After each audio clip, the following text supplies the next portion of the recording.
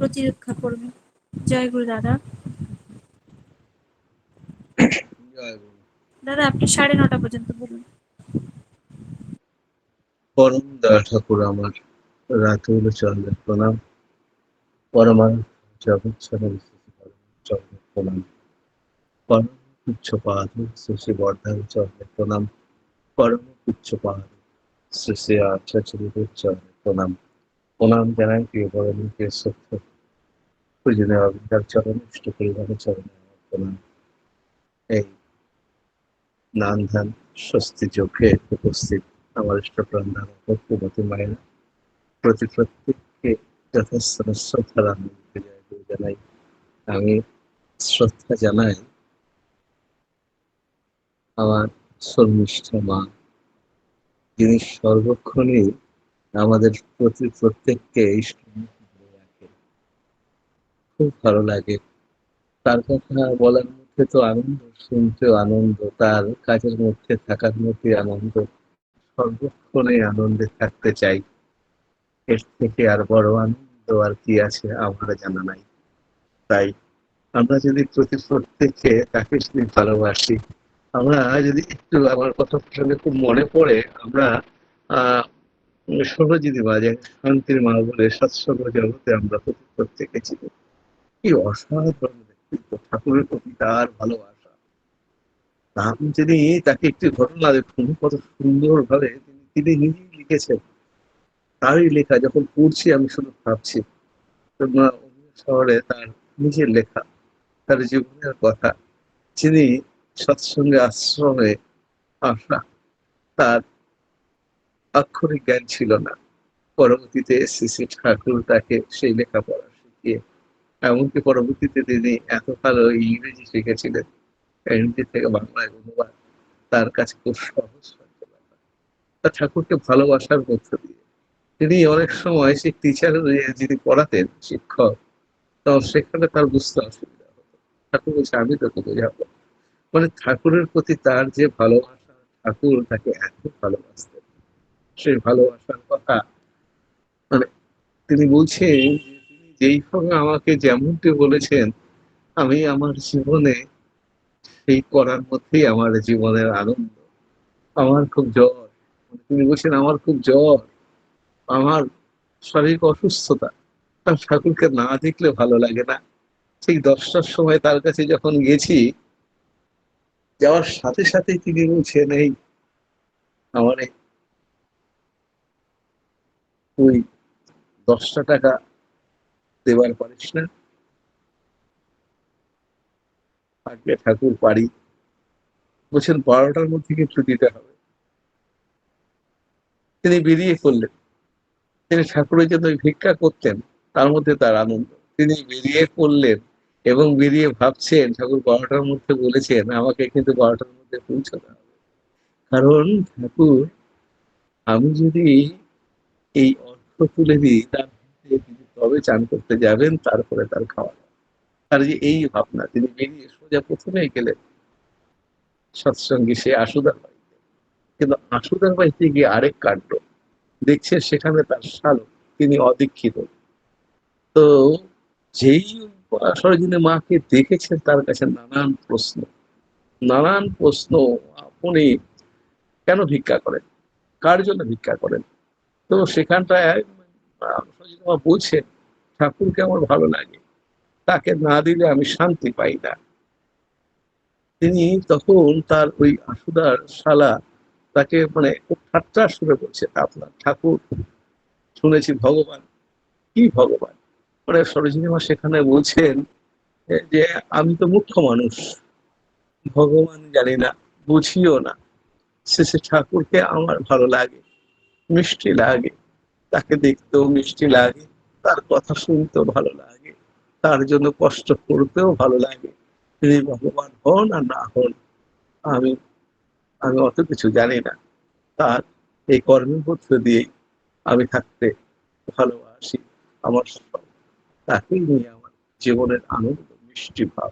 তিনি এত সুন্দরভাবে বর্ণনা করছেন। তখন তো ভগবানকে আপনার মিষ্টি লাগে, তিনি কি রসগোল্লার মতো মিষ্টি? এমন ভাবে তার সঙ্গে মানে তিনি ঠাট্টা করছেন। তো সেখানে সরজিৎ বলছেন কত সুন্দর করে, রসগোল্লা গায়ে মাখলে মিষ্টি লাগে না, রসগোল্লার কথা শুনলেও মিষ্টি লাগে না, দেখতেও মিষ্টি লাগে না, কেবল স্বাদের মধ্যে দিয়ে মিষ্টি লাগে। কিন্তু আমার পুরুষোত্তম পরম দয়াল, তার কথা শুনতে মিষ্টি, দেখতে মিষ্টি, তার জন্য এই যে করতে যে মিষ্টি লাগে, সেটা কোনো মিষ্টত্বের সঙ্গে তুলনা করা যায় না। কত ভালোবাসা তার প্রতি, তিনি কিন্তু ভালোবাসার মূর্ত প্রতীক, তিনি ভালোবাসার মূর্ত প্রতীক। আবার এইদিকে আমরা সেই শুনেছি কালী ষষ্ঠীর মা, তার প্রতি যে ভালোবাসা, কালী ষষ্ঠী মা নিয়ে, কালী ষষ্ঠী মাকে নিয়ে খুব হাসি ঠাট্টা হতো। আমরা জানি সৎসঙ্গী যারা রয়েছি, কালী ষষ্ঠী মা থাকা মানে এক আনন্দের ব্যাপার। সেই কালী ষষ্ঠী মা কঠিন আশ্রমে আসছেন না, তো ভক্ত সঙ্গে ঠাকুর বসে আছে, ঠাকুর একটু উঠে ঝুঁকু মারছেন, আর অনেকে জিজ্ঞাসা করছেন কি রে, কই গেল কই গেল। তো কয়েকদিন ধরে দেখা নেই, আশ্রমে আসা নেই। তো ওই দূর থেকে ঠাকুর দেখতে পেয়েছেন কালী ষষ্ঠী মা হন হন করে আসছেন, আশ্রমকে ঢুকে পড়েছে। ঠাকুর সকল ভক্তদের ওই দেখ ওই দেখ আইতেছে, ওই দেখ আইতেছে। তো সকলের মধ্যে আনন্দ, এবার সবাই সে আনন্দ দেবে, মানে ঠাকুর তো সকলকে আনন্দে রাখতে চাইতেন। তো কিরে, এতদিন আসিস নাই কেন, আজ সে আলি। কালী ষষ্ঠী মা বলছেন, যারে না দেখলে মনটা আনসান আনসান করে, তাদেরকে না দেখা থাকা যায় ঠাকুর, তাই তো ছুটে গেল। ঠাকুর বলছেন, আইলি তো, এ কদিন কোথায় ছিল, কদিন অন্তর্যামী পুরুষোত্তম তিনি সবই জানেন, কিন্তু এই ভক্ত সমাবেশে সকলের মধ্যে সে আনন্দ দিতে চান। সে ঠাকুর অনেক কথা, অনেক কষ্ট করে, অনেক পয়সা দিয়ে ওই রোহিণী বাজার থেকে এখানে গরু কিনে আনছি, গাই কিনে আনছি। তো সেখানে আমারে বলে দিয়েছে অনেক দুধ দেবে, মেলা দুধ দেবে ঠাকুর। তো ঠাকুর কি করি ঠাকুর, সে যখন সেই গাই গরু নিয়ে এলাম, তার সামনে তো ফেরা যায় না ঠাকুর, যখন সামনে যাই ওই লম্বা লম্বা শিং দিয়ে ফুস করে দুটো মারে, আর সাইডে গেলে দাঁড়াং দাঁড়াং করে লাথি মারে, আর লেজ দিয়ে সপান সপান করে বাড়ি মারে ঠাকুর। সামনে যাওয়ার উপায় নাই ঠাকুর। ঠাকুর যেন সেই বালকের মতো ওই সাদা বিছানায় বসেছিলেন, একটু একটু করে তিনি ওই মানে এগিয়ে যাওয়ার প্রচেষ্টা, ও দেখিনি ও দেখিনি, তাহলে আজকে আইলি কেমনে, পারলি কেমনে, মানে সকলের মধ্যে সে আনন্দ, সকলে সে আগ্রহ নিয়ে বসে আছেন, শুনতে চাইছেন। ঠাকুর আজ পারছি ঠাকুর, কেমনে পারি। তো তখন কালী ষষ্ঠী মা বলছেন যে অনেক চেষ্টা করেই যখন দেখি পারি নাই ঠাকুর, করে নাম করলাম, নাম করতে করতে কপালে হাত বোলাই, গলায় হাত বোলাই, হাত সারা শরীরে তার হাত বোলাই, আর নাম করে যাচ্ছি ঠাকুর। হাত বোলাতে বোলাতে তারে কইলাম, সোনা আমার, মানিক আমার, তুমি যদি এমন ভাবে দুটো মারো, এমন ভাবে লাথি মারো, তুমি যদি দুধ না দাও, সওয়াল পাওয়ালে খাওয়াবো কি। এমন করে না সোনা, আবার কপালে হাত বোলাই, আবার গলায় হাত বোলাই। তো এইভাবে হাত বোলাতে বোলাতে, এরকম ভাবে হাত বোলাতে বোলাতে যেই সরে যেতে চাই, ও দেখি আমার কাছে আবার কপালটা বাড়িয়ে দেয়, আবার গলাটা এগিয়ে দেয়। ঠাকুর পারলাম ঠাকুর, আজ মেলা দুধ দিছে ঠাকুর। ঠাকুর ওই দুই বাহু তুলে হাসতে হাসতে বলে দেয়, শালা পশু হইলে হবে কি, ও ভালোবাসা বোঝে, ও ভালোবাসা বোঝে, তার ভালোবাসা কে না চায়। পশু পাখি কীট পতঙ্গ থেকে প্রত্যেকেই ভালোবাসা কাঙাল, আর আমার পুরুষোত্তম ভালোবাসার মূর্ত প্রতীক। তিনি সর্বক্ষণ আমাদের ভালোবেসে চলেছেন, আজও আচার্য পরম্পরার মধ্যে দিয়ে। আমরা তাহার চরণে আশ্রয়ে প্রশ্রয়ে রয়েছি, তাহার চরণে আশ্রয়ে প্রশ্রয়ে রয়েছি। তাহলে তিনি আমাদেরকে ভালোবাসেন, তিনি আমাদের এতই ভালোবাসেন যে সর্বক্ষণ আমাদের খেয়াল রাখার জন্য রেখে গেলেন আচার্য পরম্পরা। যে আচার্য পরম্পরার মধ্যে তিনি মুক্ত হয়ে আছেন। শ্রী শ্রী বরদা, শ্রী শ্রী দাদা, আমার আচার্য এবং পরবর্তীর জন্য আমার পূজনীয় সর্বক্ষণই আমাদের খেয়াল রাখছেন। কয়েকদিন আগে তিনি কলকাতায় দীক্ষাপত্রের সংখ্যার কর্মের জন্য তিনি অবস্থানে ছিলেন। কয়েকদিন যাওয়ার সুযোগ হয়েছে। মেয়ে ওর মা সেখানে, আরো আমার থেকে বেশি সেখানে তাদের সন্ধ্যের পরে গিয়ে প্রার্থনা এবং পূজনীয় বৃন্দা বসতেন কিভাবে মায়েরা লাইন ঠিকঠাক ভাবে যাবে, সাক্ষাৎ হবে, মেয়ে সেই দিকে তাদেরকে একটু দেখাশোনা কিভাবে সহজ করে হবে, তারা ভলেন্টিয়ার দাঁড়িয়ে সব কর্মের মধ্যে ছিল। তাদের এই যে আনন্দ, সর্বক্ষণ আনন্দে থাকা। আর তিনি চাইছেন যে আমরা যেন তার কর্মের মধ্যে দিয়ে থাকি, মানে ইষ্টমুখী হয়ে থাকি। একদিকে ইষ্ট আর একদিকে অনিষ্ট। ইষ্ট যদি আমার প্রতি ঠিক থাকে আমি কিন্তু মঙ্গলের অধিকারী হব, আর ইষ্টকে যদি বাদ দিয়ে ফেলি তাহলে কিন্তু অনিষ্ট এসে আমায় ধরবে। আমি কিন্তু সেখান থেকে কোনোভাবে বেরোতে পারবো না। ঠাকুরের খুব কাছের মানুষ কৃষ্ণচন্দ্র দাস। তার জীবনের ঘটনা আমরা জানি। আর গ্র্যাজুয়েশনে বারবার ব্যর্থ হলেন। ওই রকম একটি পরিস্থিতির মধ্য দিয়ে তিনি শেষে ঠাকুরের আশ্রয়, শুধু আশ্রয় না, প্রশ্রয় দিয়েছিলেন তাকে এমন ভাবে তাকে তৈরি করেছিলেন। পরবর্তীতে সৎসঙ্গের একজন মহান কর্তা, সৎসঙ্গের মহান দায়িত্বভার তিনি গ্রহণ করেছিলেন। শ্রী ঠাকুর সেই দায়িত্ব তাকে দিয়েছিলেন এবং কৃষ্ণপ্রসন্ন ভট্টাচার্যকে তার কাছ থেকে, তারপর কৃষ্ণপ্রসন্ন ভট্টাচার্য তার শিক্ষাগত যোগ্যতা কথা সেখানে তাকেও ওই পরামর্শ দিতে হতো তো কৃষ্ণচন্দ্র দাসের কাছ থেকে। সেই কৃষ্ণচন্দ্র দাস তার জীবনে দেখুন ঠাকুরকে তার প্রতি এমন ভালোবাসা, পরবর্তীতে যখন ঠাকুর তাকে এমন জায়গায় প্রতিষ্ঠা দিলেন, সেই প্রতিষ্ঠার অহংবোধ তার মধ্যে এমন ভাবে মাথাচাড়া দিল, তখন ইষ্ট থেকে তিনি অনিষ্টে সরে গেলেন। ইষ্টমুখী জীবন তিনি কিছু সময়ের জন্য তিনি সেই ইষ্টকে বাদ দিয়ে দিলেন, তার মধ্যে অনিষ্ট এসে ভর করল এবং তিনি ভাবলেন সৎসঙ্গের মহান দায়িত্ব এখন আমার। এই মুহূর্তে যদি ঠাকুরকে সরিয়ে দেওয়া যায় তাহলে সৎসঙ্গের দায়িত্বে আমাকেই সবাই তখন ভগবান বলে। মানে এই যে তার মধ্যে অনিষ্ট ভর করল, তিনি ঠাকুরকে সরিয়ে দেওয়ার পরিকল্পনা করলেন। ঠাকুরকে সরিয়ে দেওয়ার এক পরিকল্পনা করলেন। ঠাকুর ভোগ রান্না হতো, তার মধ্যে বিষ মিশিয়ে ঠাকুরকে হত্যা করার চক্রান্ত করলেন। সেখানে তিনি ওই দায়িত্ব দিলেন, যার মধ্যেও ঠাকুরকে এত ভালোবাসা, তার মধ্যে অনিষ্ট ঢুকিয়ে দিলেন, ইষ্ট থেকে চ্যুত করে অনিষ্ট ঢুকিয়ে দিলেন বিরাজমোহন ভট্টাচার্য। তো তিনি সেখানে ব্যর্থ হলেন। ঠাকুর যখন খেতে বসতেন তখন সকল ভক্তদের নিয়ে তিনি বসতেন, সেখানটা তিনি ব্যর্থ হলেন। তখন তিনি অন্য পরিকল্পনা করলেন। তো ওই পদ্মার পাড়ে ঠাকুর, যে ঠাকুরের জন্য একটি ঘর ছিল, সেই ঘরে ঠাকুর মাঝে মধ্যে ধ্যানে বসতেন, নাম ধ্যানে বসার সেই জায়গা। সেই ঘরে ঠাকুর বসে আছেন, বিরাজমোহন দা হাতে একটি ছুরি নিয়ে, হাত পেছনে নিয়ে ওই দরজা দিয়ে ঘরে ঢুকেছেন। আমার পুরুষোত্তম পরম দয়াল দাঁড়িয়ে দু বাহু বাড়িয়ে বলছেন, বিরাজদা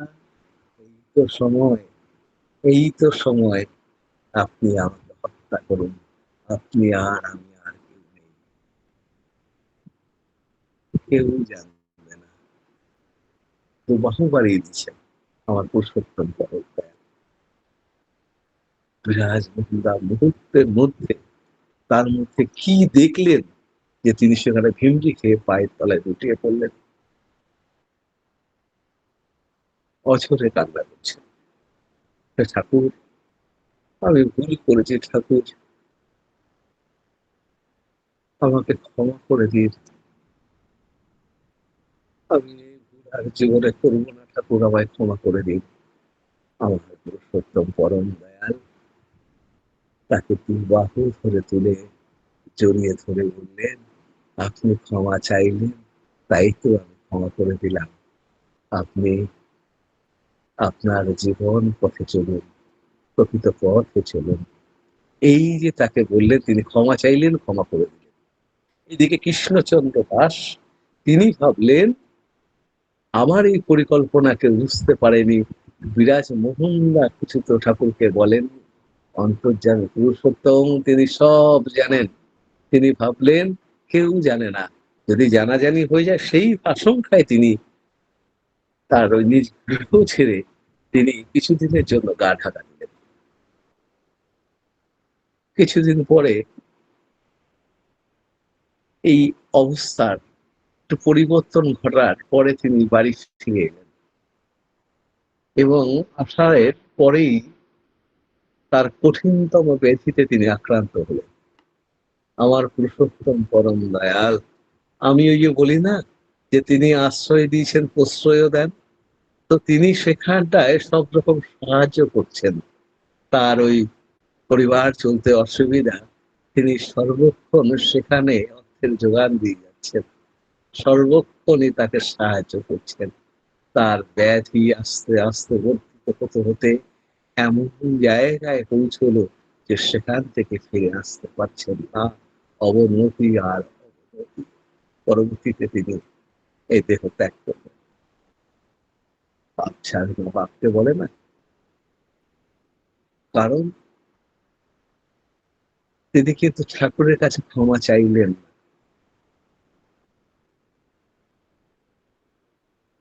আমার পুরুষোত্তম পরম দয়াল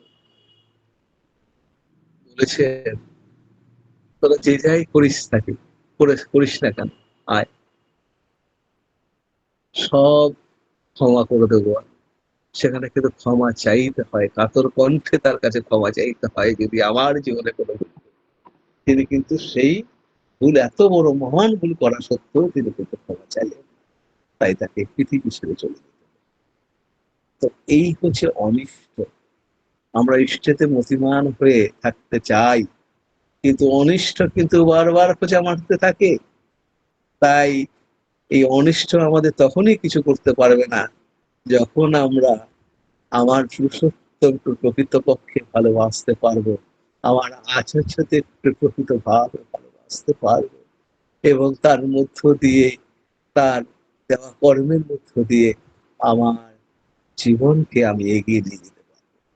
প্রকৃত বাঁচা বাড়ার পথই হচ্ছে সেই পথে আমরা যারা ব্রতী আছি, যারা আমরা এই দীক্ষাপত্রের কর্মসূচির মধ্যে দীর্ঘদিন ধরে এক আনন্দময়, আনন্দই বলব, সে আনন্দ প্রথম দিকে যখন এই দীক্ষাপত্রটা শুরু হয়েছিল, বিভিন্ন বাড়িতে গেছি, বিমুখ করেছে, পরবর্তী সময়ে এখনো করে, কিন্তু তার মধ্যে এক আনন্দ লুকিয়ে আছে, জেদ যেন বেড়ে যায়, জেদ যেন বেড়ে যায়, একে আমাকে জয়গুরু বলতেই হবে, যতদিন জয়গুরু না বলছে ততদিন ছাড় নেই। এই যে ভেতরে এক আনন্দ, এবং দেখেছি পরবর্তী সময় মুখ ঘুরিয়ে ঝামটা মেরেছে, পরবর্তী সময় ওই মুখ ঘুরিয়ে জয়গুরু বলেছে, এবং আজও কিন্তু সেই পরিবারকে আনতে পারেনি। যদিও আমি পরমপিতার কাছে প্রার্থনা জানাই, আসতে তোমায় হবে আজ আর কাল, অপেক্ষা করছেন আমার পুরুষোত্তম পরম দয়াল, তোমাকে চাইছেন, তোমাকে আসতেই হবে, এটাই জন্য। আর কত পরিবার এসেছেন আমার এখানটা, এক দাদার সহযোগিতায় তিনি এমন একটি পাড়াতে নিয়ে গেছেন, যেই পাড়াতে একজন ব্যক্তি, তার বাড়িতে বড় করে বাৎসরিক উৎসব হতো দীর্ঘদিন আগে, সেই উৎসবে একাধিক মানুষের দীক্ষা। তো সেই অঞ্চলে সেই মানুষটি তার কর্মদোষে তিনি ইষ্টচ্যুত হয়েছেন, কর্মদোষে ইষ্টচ্যুত হয়েছেন, তাকেও আনারও পরিকল্পনা করছি ছলে বলে কৌশলে, কিন্তু দেখি তিনি যে এত কৌশল খাটিয়ে বসে আছেন, সেখানটায় একটু পেরে উঠতে আমাকে মানে দম পেটে যাচ্ছে। যাই হোক, প্রচেষ্টায় আমি রয়েছি, তাকে ফিরিয়ে আনতেই হবে। তো সেই পাড়াতে দেখি, সেই বাড়িতে বিভিন্ন ঋত্বিক দাদারা আসতেন সে সময়। ওই পাড়াতে অনেক দীক্ষিত। সেই বাড়ি বাড়ি গেছি। কেউ স্মৃতি করে জমিয়ে রেখেছেন করোনার আগে থেকে, কেউ ১ জন ২ জন ৩ মাস ৪ মাস পরে কোনো এক মন্দিরে যাচ্ছেন, কোনো সময় উৎসবের সময় গিয়ে একসাথে দিচ্ছেন, এমনও পরিস্থিতি। আবার কেউ কেউ পুরো স্মৃতি করবেন যে সে মন্ত্রই ভুলে গেছে, শতানুগত দূরের কথা। তো সেইখানটায় সেই পরিবারগুলোকে ওই দাদার সহযোগিতায় আজ সেখানটায় সৎসঙ্গের মেলা। এই অঞ্চলে কামিনী পাড়া বলে একটি জায়গা।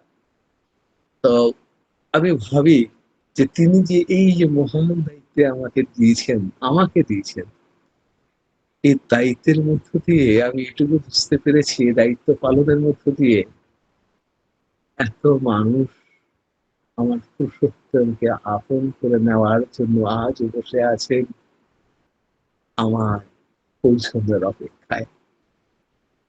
আর সেই পরিবারগুলো যখন মন্দিরে সৎসঙ্গে ভিড় করে আসে, কত আনন্দ। এই নতুন নতুন মানুষগুলো যখন যান, পুরাতন মানুষগুলো জয়গুরু বিনিময় করেন, জিজ্ঞাসা করেন, আপনাকে তো এর আগে দেখিনি। তখন তিনি বলছেন, যখন বলেন আনন্দে বুকটা ভরে ওঠে, দাদা ওই দাদা, ওই যে নবদা।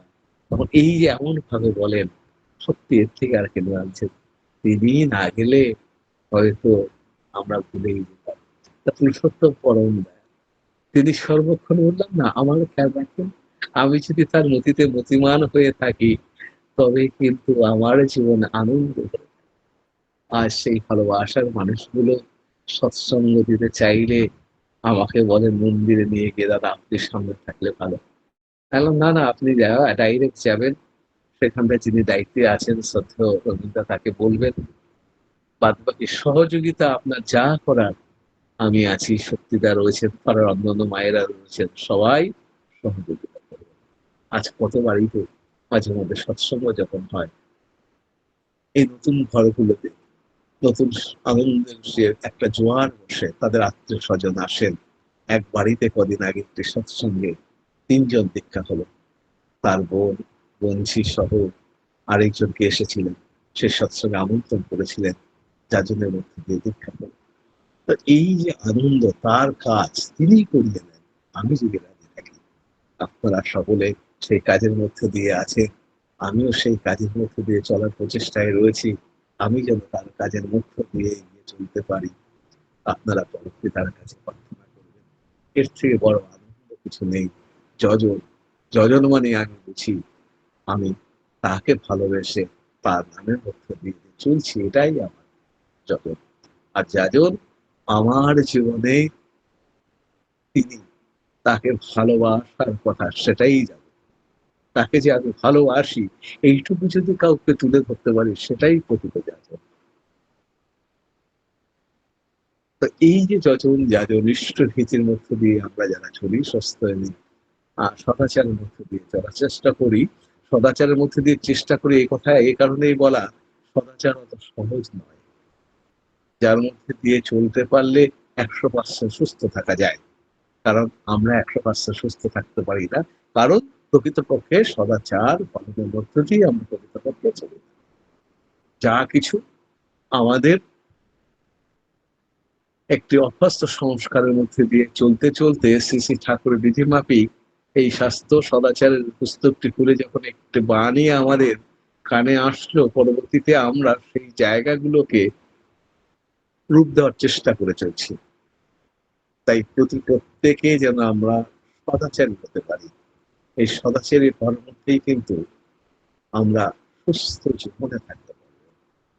আমাদের সঞ্জয় দা, তিনি সুস্থ জীবনে থাকার বিভিন্ন পন্থা তিনি আগামী দিন বলবেন।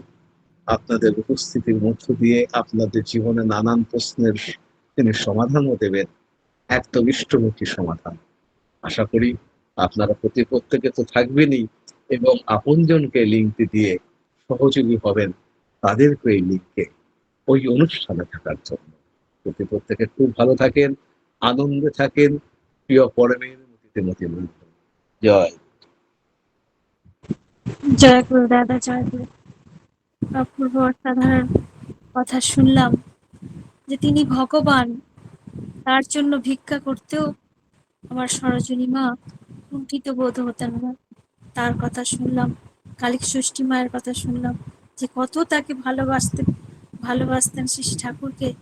সেসব মহায়সী ব্যক্তির কথা আমরা শুনলাম। আর ইষ্টকে বাদ দিলে যে অনিষ্ট এসে আমাদের ঘিরে ধরবে তার কথাও শুনলাম। যজন যাজন ইষ্টবিধি স্বস্তিনী সদাচর কথা শুনিয়ে আপনি আমাদের সমৃদ্ধ করলেন।